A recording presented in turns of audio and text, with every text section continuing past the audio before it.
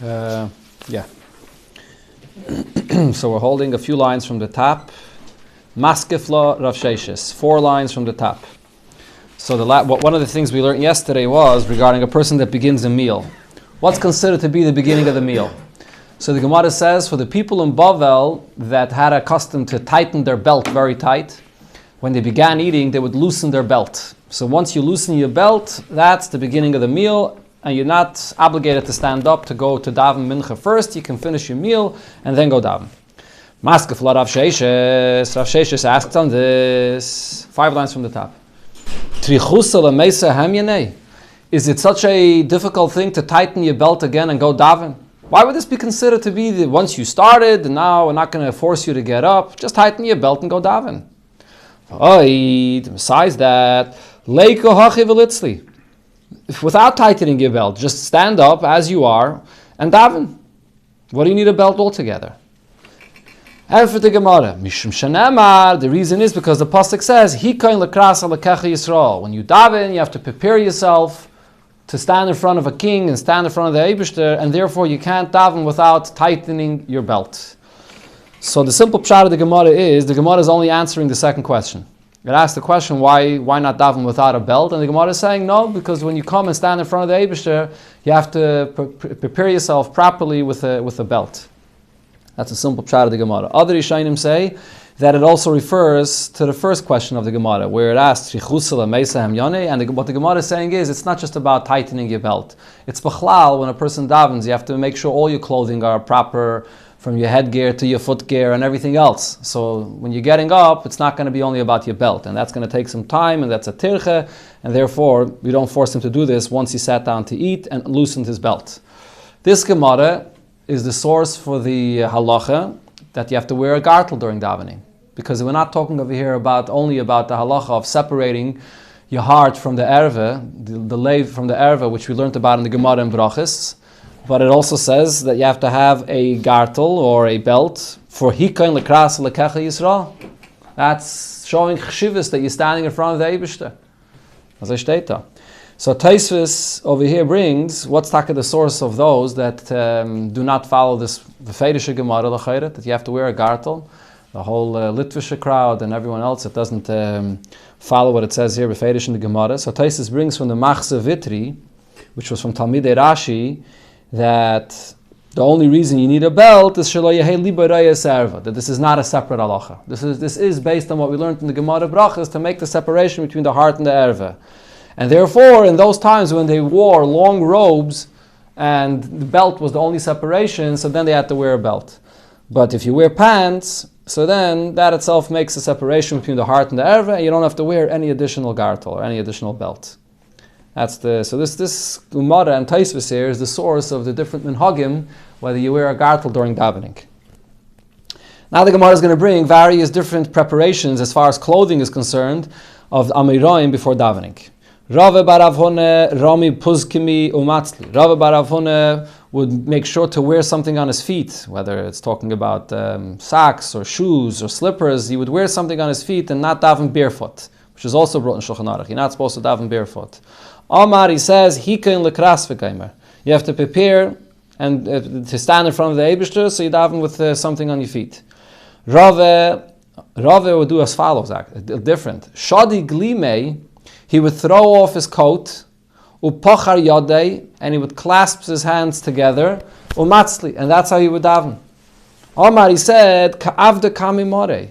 I have to daven with a being subservient, like a servant is standing in front of a master. So instead of dressing myself nicely and so on, fakart, he threw off his coat and he would stand with his hands clasped together. Over Ravashi, so Ravashi said a similar thing regarding Rav Kahana. Chazina leila Rav Kahana, I saw Rav Kahana how he davened. Ki iketzara balma, when he was davening and it was a painful time period in the world. Shadi glime, he threw off his garment, he threw off his coat. Upachar yodei omatzli, and he clasped his hands together and davened, the same like Rava did. Omar, he said, ka'avda kami more, I should stand in front of the master like a servant in front of a king. But ki'ika shlama, when there was peace in the world, so then lavish, he would dress, so meskasi, would cover himself on misatif, and he would throw another layer on top of one covering, like a person that wears a shirt and a jacket. Umatzli, and he would daven. So in a time of peace, so then he would dress himself up properly to stand in front of the Eibishter. But only in a time of pain, so then he would daven with subservient, standing, clasped with his hands together. Omar, he said, when things are peaceful, you have to daven and prepare yourself and stand and dress properly in front of the Eibishter. Rav saw Rav Amnuna that was davening and was spending a long time in his davening. Omar, he said,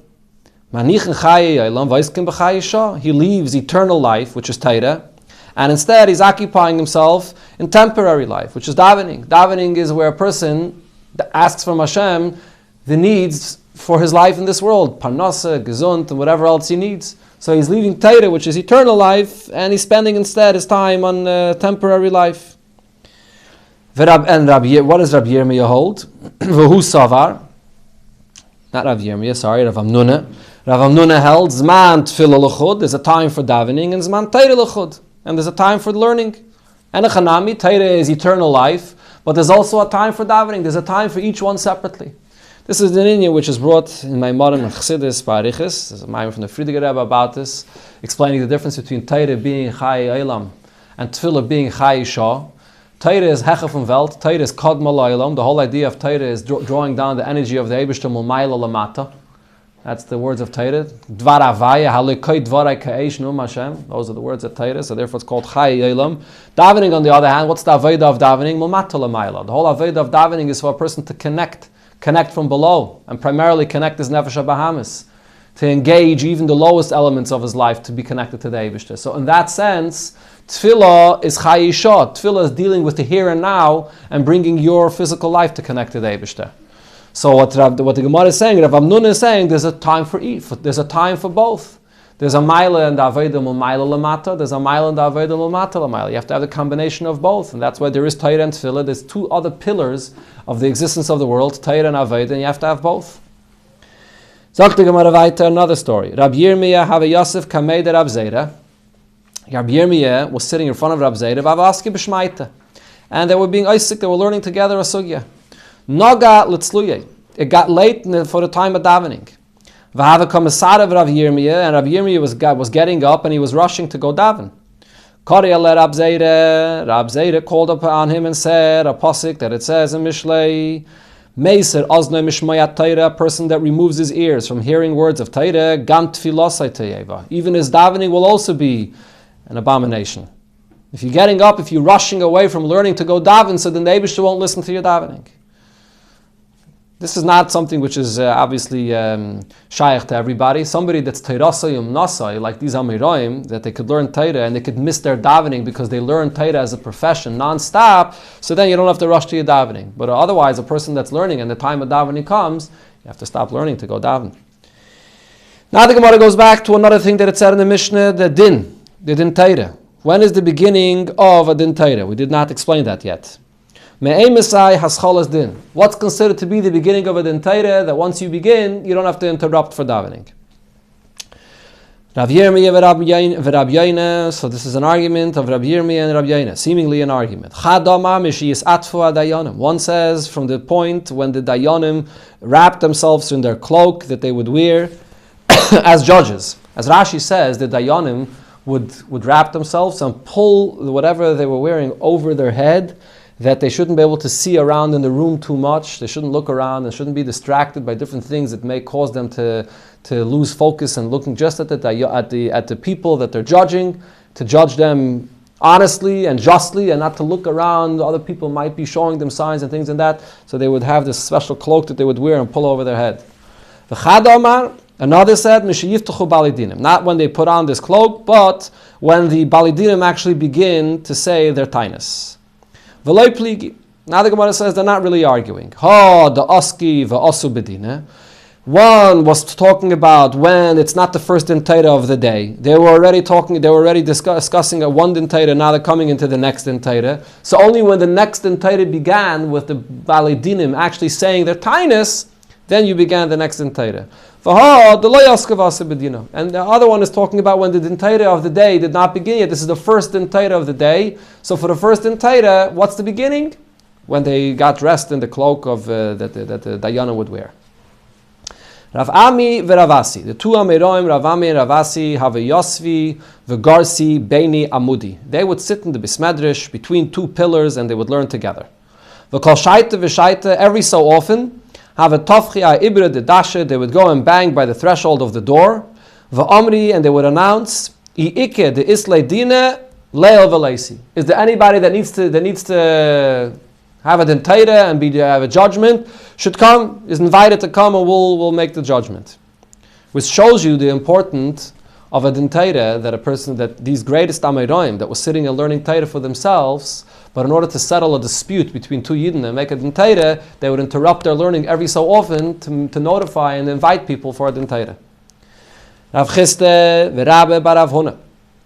Have a Yasu bedine kula yaime. Both Rav Chiste and Rabbi bar Rav Huna were sitting in Dinei Torah the entire day. Have a kacholish libayo. They became weak from not eating. They were fasting all day and they became weak. This is Rashi's second shot, which Rashi accepts. L'chatchila Rashi says the pshat is cholish libayo means that they were feeling bad for themselves. That instead of sitting and learning Torah all day, they were sitting and judging people in Dinei Torah. So they were feeling bad. Why can't we have time for ourselves to learn Torah? But Rashi slugs up that pshat. Rashi says that would have been cholish datayu. Cholish libayu means that they felt weakness in their heart because they didn't eat. As we'll see soon in the Gemara, they would eat later in the day usually. But over here, they spent the entire day in Dinei Torah not eating. And a Din Torah is very intense. That what? You don't eat, so then cholish libayu, correct? Tanelu Rav Chia bar Rav Midifti, so Rav Chia bar Rav Midifti said to them the following. It says by Moshe Rabbeinu, Vayamid al Moshe min haboker de'erev. The nation stood by Moshe Rabbeinu from morning till night to be judged by him. Do you really think Moshe Rabbeinu was sitting in Dinei Torah for Klal Yisrael the entire day from morning till night? If that's the case, then when did Moshe Rabbeinu learn Torah? When did he teach Torah? Rather, what this pasuk is saying is, Kol dayan shadon din emes la mitay afilu shah achas. Any dayan that paskins an emes din emes la mitay afilu shah even for 1 hour in the day, ma'ilol avakasav kila nasa shutaf la kadosh baruch hu b'maisa bereishis. The Eibusha considers it as if this individual is a partner in creation. Why? Ksiv hacha vayam adam al Moshe min haboker ada erev. It uses the term boker and erev. Ksiv hasam, in creation it says vayerev vayivoke yom echad. So even Moshe Rabbeinu did not sit in Dinei Torah the entire day. He only sat for 1 hour and the rest of the day he was teaching Torah. So over here as well he was telling Rav Chiste and Rabbi bar Rav Huna, you don't have to sit in Dinei Torah the entire day. Sagt the Gemara, so ad masa yeshvim bedin. Until when do you sit in the Din Torah to judge people? Rav Sheisha, so Rav Sheisha says, ad zman suda, till the time of the main meal of the day, which the Gemara will soon say when that is. A person can eat before, you don't have to fast, but then there's the main meal of the day, which is midday, as we'll see soon, and until then you sit in with Dinei Torah. Where do you see this? Amar Rav Chama, my kra, what's the pasuk? Woe to you, the land, that your king is acting like a youngster. And your ministers, they wake up early and they eat in the morning. Fortunate is the land, that your kings are distinguished individuals, and your ministers eat in the right time, later in the day. With strength, and they don't drink. And the Gemara explains, "Begvura shal Torah," with the strength of Torah, v'loy b'shtiyah shal yain, and not with drinking wine. So Rashi says, when it says in this pasuk, "Malkacha sarecha," your kings and your ministers, who are the kings and the ministers of Klal Yisrael? The Talmidei Chachamim that are judging Yidden in Dinei Torah. So the pasuk is saying, fortunate are those that the malachim, the Talmidei Chachamim, are not waking up in the morning and first eating. They go, they judge Yidden, they go to Din Torah, and only after that do they eat. So now the Gemara will discuss, so when is the time for the main meal of the day? Tana Rabbanon. Shah Rishayna, the first hour of the day, Mai Chaludim. that is the time when the Ludim would eat their main meal of the day. The Ludim, so we're not talking here about breakfast, we're talking about the main meal of the day. Ludim is a certain tribe of cannibals. And they would eat very early in the morning. Shniya, the second hour of the day, Maichel Listim. They would be mocker of one of their people. Something like that. Maichel, the second hour of the day, Maichel Listim. They would eat the second hour of the day. So the Rashi says that the Listim were a bit later because they were busy working at night, and therefore they didn't get up as early as the Ludim. Shlishis, the third hour of the day, Maichel Yerishin. That's the time when people that have inherited a large amount of money and they don't have to go to work for themselves, and therefore they have time, they wake up in the morning and they're not worried, they eat the third hour of the day. Revius, the fourth hour of the day, Maichel Pailim, is a time when the workers eat. Chamishis, the fifth hour of the day, Maichel Kolodam. That's the time when all people eat. So the Gemara did not conclude yet, but the Gemara interrupts. Is this the case? The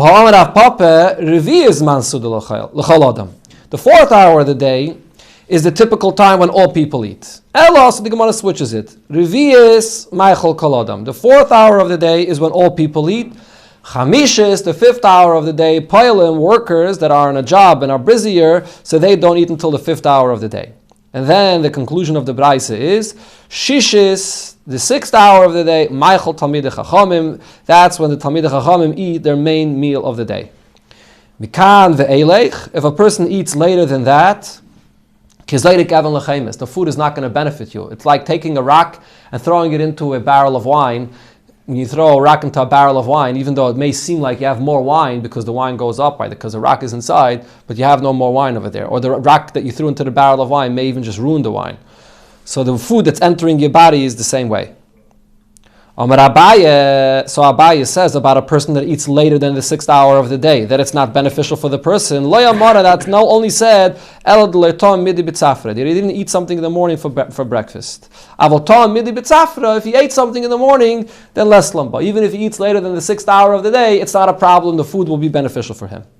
So going back to what we said before, the Dayanim are done a person in the Dinei Torah until the sixth hour of the day. After that, they don't have to continue. But they could be they did taste food in the morning, they did eat breakfast. We're talking about the main meal of the day was at Chatzais, was at the sixth hour of the day. Tanya brings Michael Talmidei Chachamim, right? Pushing off the eating. Hayushayin Shah Achas. It's Chassidim Arishayim that there was Shayin Shah Achas. A little bit of a different Indian, yeah. Sagt die Gemara weiter, Omar Avada Barave, Mespal Adam, Tfilosai, Bebeis HaMerchatz. Avada Barave said, you may daven even in a Beis HaMerchatz. If a person, for whatever reason, finds himself in a situation that the only place he can daven is in a bathhouse, so then he can daven in the bathhouse. Maybe today, if you can't enter into a shul or whatever to daven, the only place you can go is in a bathhouse where this upon him. So you can daven even in a bathhouse. Fragte Gemara Meisvei, we learned in the Braisa as follows. Hanichnas leBeis HaMerchatz, you enter into a Beis HaMerchatz. So there are three rooms in the Beis HaMerchatz. There's the first room you enter into, there everybody's dressed. There's the middle room, that's where people come out, and some people are dressed, some people are not dressed. Then there's the actual bathhouse, the inner room in the bathhouse where everybody's undressed. So you enter into the Beis HaMerchatz. Makom shebnei Adam oimdim levushin, place where everybody stands dressed there. So Yesham Mikra Tefillah, you could daven there, you can learn there. Ve'ein tzarich lo meshilas shalom. You could greet your person with shalom. As we'll see soon, shalom is the Eibish's name. And therefore you're not supposed to greet a person shalom in a place which is not appropriate to mention Hashem's name. So over here you could say shalom to somebody, maniach tefillin, you could put on tefillin. Ve'ein tzarich lo mesheina chaylitz. Needless to say that if you're wearing tefillin and you enter into this area, you don't have to take off your tefillin. That's the outer room. In the middle room, the room where people are, some are undressed, some are dressed, that's where people come out and are getting dressed. So Yesham Shilas Shalom, you're allowed to greet with the word Shalom. Ve'ein Sham Mikra Tefillah, you're not allowed to learn or daven there. Ve'ein Chaylitz Tefillin, you're not obligated to take off your tefillin if you're already wearing it, but ve'ein Maniach L'chatchila. L'chatchila, you shouldn't put on tefillin in that area. Makayim Shebnei Adam Oimdim Arumim, the inner room where people are undressed. Ein Sham Shila Shalom, you may not greet with Shalom. Ve'ein tzarich leima mikra tefillah, you're not allowed to learn or daven v'cheletz tefillin. And if you're wearing tefillin, you have to remove your tefillin. And needless to say, that in a room where people are undressed, you're not allowed to put on any tefillin there. So this seems to contradict the statement that Rav Ada bar Ava said. Rav Ada bar Ava said, you can daven in a Beis HaMerchatz. And as the Ran explains, he didn't make any distinction which room of the Beis HaMerchatz. He seemed to be saying that in any room of the Beis HaMerchatz, you're allowed to daven. So the Gemara answers, Ki ka'omer Rav Ada bar Ava, when was Rav Ada bar Ava saying his statement, B'merchatz she'en bayadam? If it's a bathhouse, that's empty. If nobody's there, and it's empty, so then you're allowed to daven there. Fragt the Gemara, how could that be? All the halachas that it says regarding a merchatz, even if there's nobody there, even if it's completely empty, you still are not allowed to daven and wear tefillin and so on. Beis HaKisei shamru, afa pi she'ein bei tzoya, and a Beis HaKisei is also, even if there's no tzoya there, still the Beis HaKisei you're not allowed to daven or do any of these things there. Elo, so the Gemara gives a different answer. Ki kamer avada bechadati. It's talking about a new Beis HaMerchatz that was designated for a Beis HaMerchatz, but it was never used. Frag the Gemara, but didn't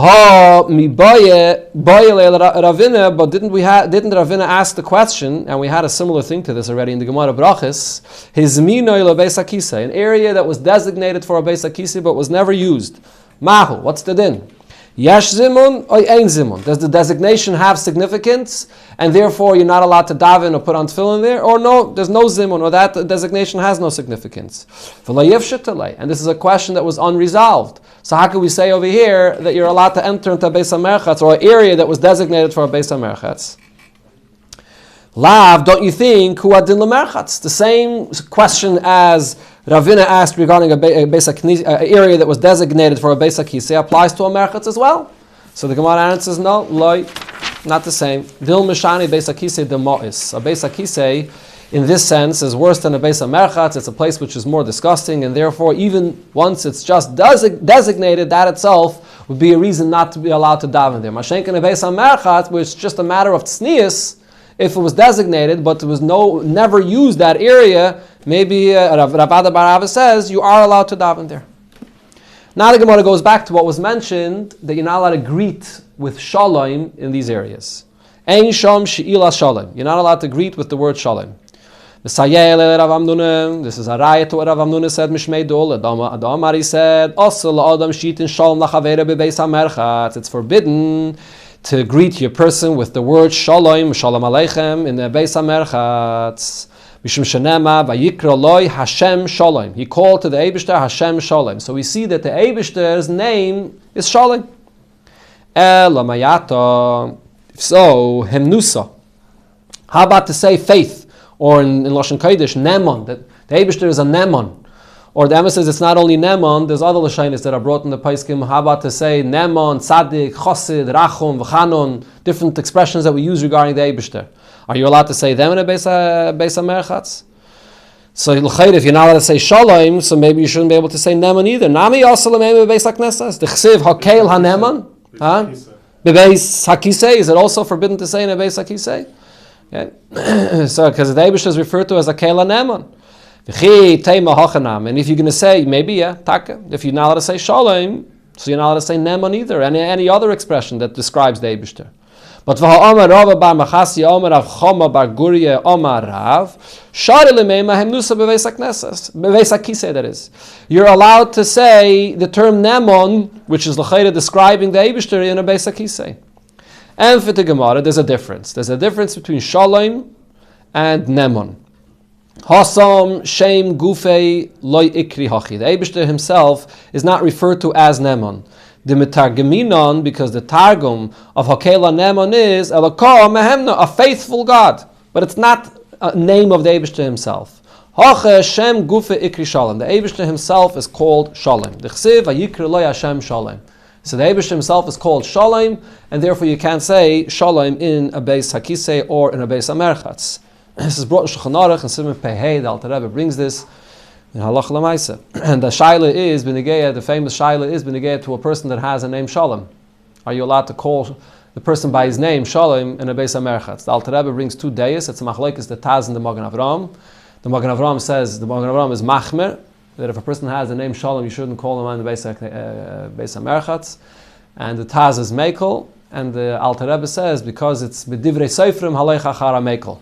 It's only a ism d'Rabbanan, so therefore we follow the opinion of the Taz to be mekel, that a person that has a name Shalom, you're allowed to call his name in the Beis HaMerchatz. What about the word Shabbos? So there's a minig people not to say Shabbos in the Beis HaMerchatz, but I don't think it's a halacha. It's a minig. Right. Another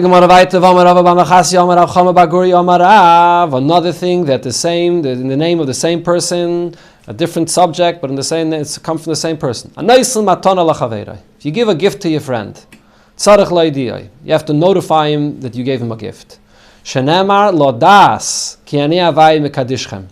You should know that I, Hashem, am sanctifying you. This is a pasuk regarding Shabbos. The Rebbe says, I'm giving you Shabbos Tishmeiru, and so on. So the Rebbe wants Eden to know that he's giving us Shabbos. Tanya Nami Yochi, we learn the same in a Braisa. Ladas ki ani havai mekadishchem, Omalei HaKadosh Baruch Hu LaMoshe. The Rebbe says to Moshe, Rabbeinu, Ma'atonet toive yashli bebeis genozai. I have a good gift in my hidden treasures. V'Shabbos shma. And that is Shabbos. V'ani mevakesh litna li Yisrael. And I would like to give it to Eden. Leich v'hidiyam. Go and notify Eden about Shabbos. So Mikan Omer Rab Shimon ben Gamliel. From here, Rab Shimon ben Gamliel says that the same is also true b'chlal when a person gives a gift. Hanoisim pas letinek. You give a piece of bread to a child. Tzarech lahidiyah le'imai. You should notify his mother. How should you notify his mother? Send her a text. Send her an email. How are you going to notify her? So the Gemara says, Ma yavet lei. Omer Abaye shof lei mishcha. You should put some oil maybe on his forehead, and the mother will notice something on his forehead and ask the child, who did this? Or umali lekuchla, or put some makeup on his forehead, and the mother will ask, who did this? But now that people are afraid, if you do something like that, the mother will be afraid, oh, who touched my child? It's a kishuf over here. So don't do that. So how could you notify the mother? Take from the min that you gave him and smear it on his forehead. If you gave him a chocolate Danish, take a little bit of the chocolate and put it on his forehead. So the mother will say, hey, who gave you this chocolate? That's the Gemara. So you have to, so this is a nice matana l'chaveira tzarich l'idea. Just going back for a second to Shabbos, the matana teiva yeshli bebeis gnoze v'Shabbos shma. So the Rebbe brings in a sicha, the pshat in this inyan of matana teiva yeshli bebeis gnoze is not referring to the mitzvah to keep Shabbos.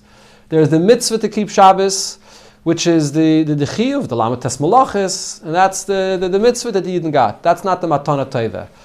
The matana teiva is the giluyim of Shabbos, which is l'mayel l'meseder ishtalshlos. The fact that when Shabbos comes, a Yid gets elevated above Welt, and he's could experience great giluyim in Shabbos. It says in other places, Shabbos is a nachla b'li mitzarim. It's a boundless inheritance that gives a person tremendous blessing on that day and from the entire week. That's the matana teiva. So in addition to the actual mitzvah that the Eibishter gives us, the Eibishter gives us in Shabbos much more than what a person can do and prepare for on his own. That's the idea of a matana. A matana is something that a person doesn't pay for, and you get it as a gift. The Eibishter is giving it to Yidden beyond any aveda, any requirement that a Yid could accomplish on his own. That's the pshat on this Gemara. Now the Gemara asks a question on the statement over here. Do you have to notify when you give a gift? You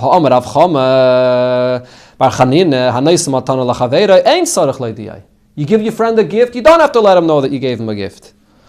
Shenamar, where do we see this? This is in the end of last week's parsha. Eibishter gives Moshe Rabbeinu a gift that his face was radiating, and Moshe Rabbeinu didn't even know. And for the Gemara, loy kashya. Ha b'milsa da'avida lagluya, ha b'milsa d'le'avida lagluya. If you give a gift to somebody, and it's something that will eventually come out, like in the case when Moshe Rabbeinu's face is radiating, and he's going to find out about it, so then you don't have to notify him. He'll figure it out on his own. Something that he will not figure out on his own, so that you should notify him. Frag the Gemara, v'ha Shabbos da'avida lagluya. The Eibishter gives Yidden Shabbos, and that's something which Yidden will know that they have Shabbos. And for the Gemara, matan schara loy ovid legluya. The schar of Shabbos, that's not going to be in his gala.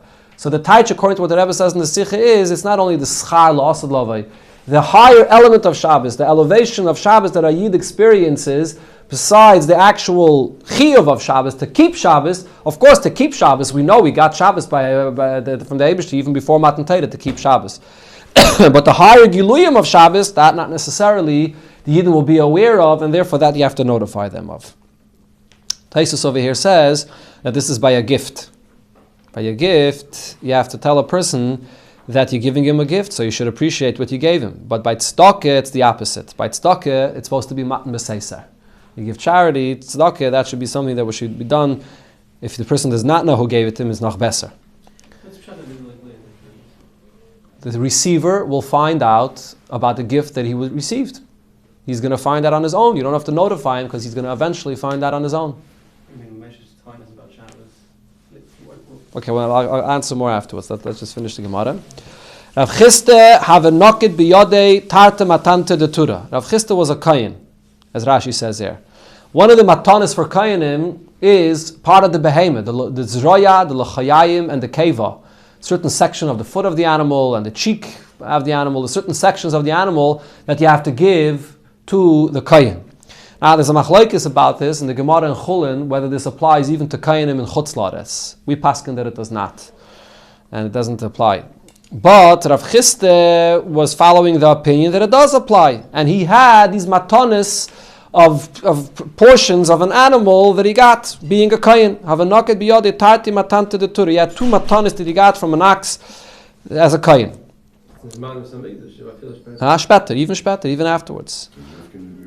Omar, he said, Kol man da osi, va'amali shmaitese chadete, mishmei de Rav, whoever will come and say to me a new statement, something new in the name of Rav, yahivne le'ne'elei. I'm going to give away these matanis that I got as a kayin to this individual. These matanis of a kayin is not something that could be eaten only by a kayin. Anybody could eat it. Kayin could share it with anybody. So he was ready to give away this entire matanis that he had just to hear another statement in the name of his teacher Rav. That's how precious it was to him. Amalei Rav B'Machasya. So Rav B'Machasya said to him, Hochi Yomar Rav. This is the statement that Rav said, the statement we just learned here before. Hanaisa matana l'chaveiroi. If you give your friend a gift, tzarich lahidia, you have to notify him that you're giving him this gift. Shenemar ladas ki ani Hashem b'kadishchem. The Eibusher gives us Shabbos, and he says he wants Yidden to know that I'm here to sanctify you. So Yovan Elei, he gave him away these matanis because he said a statement of Rav. Omar, so Narava B'Machasya says to Rav Chisda, Chavivin Allah aloch shmaitase de Rav kula hai. Is it so cherished to you, the words that Rav said? Amalei in. Rav Chisda says, yes, indeed. Amalei, he says, Hainu Damar Rav, this love that you have for the words of Rav, this itself explains, and this is another statement that Rav himself said. What did Rav say? Milasa, an expensive wool garment, alavishayu yakira, one that's accustomed to wearing it, it's precious to him.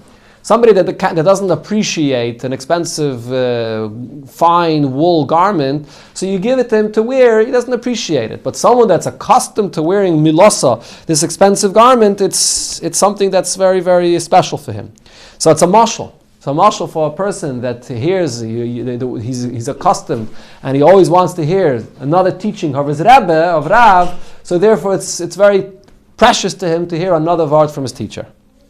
Amalei, Omar Rav Hachi, so Rav Chisda said to Rav B'Machasya, Rav said this. So he said, Basraise adifeli mekamaise. The second statement you just said in the name of Rav is more precious to me than the first statement. If I would have had more portions from the animal as a kayin, I would have given you even more. This is a statement, Milasa al Veshayu Yakira, that the Rebbe quoted in Chsichos and in letters, many, very, very, very often. When you get to, very often the Rebbe was writing to people, if they know of a vart from the Frierdiker Rebbe, a vart from the Rabbeim, if they can share anything that they heard, any shmuas, any stories and so on, they should share. And the Rebbe would say, Sabafeirisha Gemara, Milas al V'shaya Yakira, somebody that's accustomed to wearing these precious garments, he has a special chshivas, he wants to have them. So the Rebbe was trying to collect and hear more shmuas and stories and avart, something from the Rabbeim. The Rebbe would always quote this Gemara. Let's finish off with one more piece. Another statement in the name of the same person. Rava B'Machasya, Rava Bar Gurya, Omar Rav. La'olam al yeshana Adam benoi bein abonim. A person should never treat one son different than the rest of his sons. Why? Shebishvil mishkal shnei sloim milas shenosin Yaakov leYosef, because of the special fine garment that Yaakov gave to Yosef, that was the mishkal of 2 sloim, whether it was literally mishkal of 2 sloim or was the value of the 2 sloim. Niskanu bayachov. This brought to jealousy by the other brothers, and then v'nisgalgal adovar, and then this brought to the chain result that he was sold to Mitzrayim. V'yordu avesenu leMitzrayim, and this brought to the beginning of Galus Mitzrayim. Some Rishonim say that the pshat over here is that Yaakov made a garment for all of his children, some kind of a coat. But the coat of Yosef, he made him by the cuff. He made a special fine wool cuff, different than the rest of his brothers, and this fine wool cuff that he made over here was Mishkal Shnei Sloim. So even though the rest of the garment was the same, but that little part that was different, that was enough of a reason that brought jealousy, and that brought Galus Mitzrayim. Yeah.